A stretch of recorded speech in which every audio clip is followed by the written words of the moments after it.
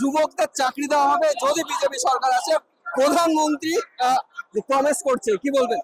12 বছর ধরে কেন্দ্রে সরকারে রয়েছে বিজেপি, নরেন্দ্র মোদী সরকার চলছে। 12 বছরে কেন্দ্রীয় সরকারের যে ভ্যাকেন্সি গুলো হয়েছে সেই ভ্যাকেন্সি আগে ওনাকে ফিল আপ করতে বলুন, তারপরে উনি পশ্চিমবঙ্গ নিয়ে কথা বলবেন। উনি 12 বছর ধরে কেন্দ্রীয় সরকারের ভ্যাকেন্সি গুলো পূরণ করতে পারছেন না, উনি সেখানে এসে কিভাবে পশ্চিমবঙ্গে চাকরি দেবেন?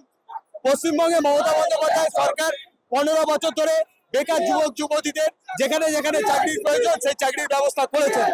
তৃণমূল কংগ্রেসের সরকারের বিরুদ্ধে বিজেপি একটা অপপ্রচার চালাচ্ছে যে পশ্চিমবঙ্গে কর্মসংস্থান নেই, কিন্তু পশ্চিমবঙ্গে গড় জিডিপির হার আপনি যদি দেখতে যান তাহলে দেখতে পাবেন যে পশ্চিমবঙ্গে কর্মসংস্থান হয়েছে এবং যুবক যুবতীরা তৃণমূল কংগ্রেসের পাশে আছে এবং তাদের সম্পূর্ণ ভোট তৃণমূল কংগ্রেস পাবে এবার।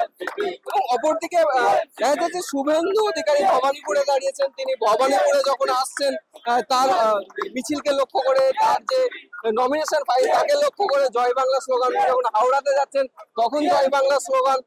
ওনাকে লক্ষ্য করে কেন এই জয় বাংলা স্লোগান? বিরোধীদের প্রশ্ন। তৃণমূল কংগ্রেসের সমর্থকরা সর্বত্র ছড়িয়ে ছিটিয়ে রয়েছে। বিজেপি যেহেতু বাংলা বিরোধী, বিজেপি যেহেতু বাঙালি বিরোধী, তাই শুভেন্দু অধিকারী বাংলা বিরোধী প্রচুর কথাবার্তা বলেছেন তারা, এবং রাজ্যের বাইরের প্রচুর বিজেপির নেতারা এসে বাংলা বিরোধী কথা বলছেন।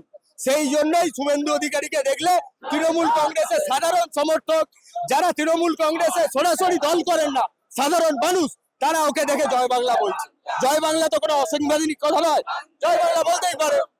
আপনারা আজকে মমতা বন্দ্যোপাধ্যায়ের সমর্থনে মিছিল করছেন, এখানে শুভেন্দু অধিকারীও দাঁড়িয়েছে প্রার্থী বিজেপির তরফ থেকে। তিনি প্রথমে বলেছিলেন 25,000 ভোটে তিনি জয় লাভ করবেন, কি বলবেন? শুনুন, শুভেন্দু অধিকারী যেহেতু নিশ্চিত নন ভবানীপুরে জিততে পারবেন না, তাই তিনি নন্দীগ্রামে নমিনেশন ফাইল করেছেন। ওনার যদি এতই কনফিডেন্স থাকতো তাহলে উনি শুধু ভবানীপুরেই দাঁড়াতেন, উনি নন্দীগ্রামে আবার দাঁড়াতে গেলেন কেন? ওনার কনফিডেন্সের অভাব আছে।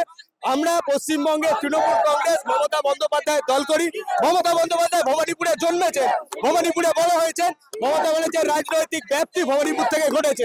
ভবানীপুরের প্রত্যেকটি মা মাটি মানুষ, প্রত্যেকটা ছাত্র যুব, প্রত্যেকটা সাধারণ মানুষ, প্রত্যেকটা দোকানদার, প্রত্যেকটা বাসিন্দা মমতা ব্যানার্জিকে তাদের ঘরের মেয়ে মনে করে এবং মমতা বন্দ্যোপাধ্যায় বরাবর এখান থেকে জিতে এসেছেন এবং এবারে আমরা মার্জিনটা আরো বেশি হবে এই আশা রাখছি।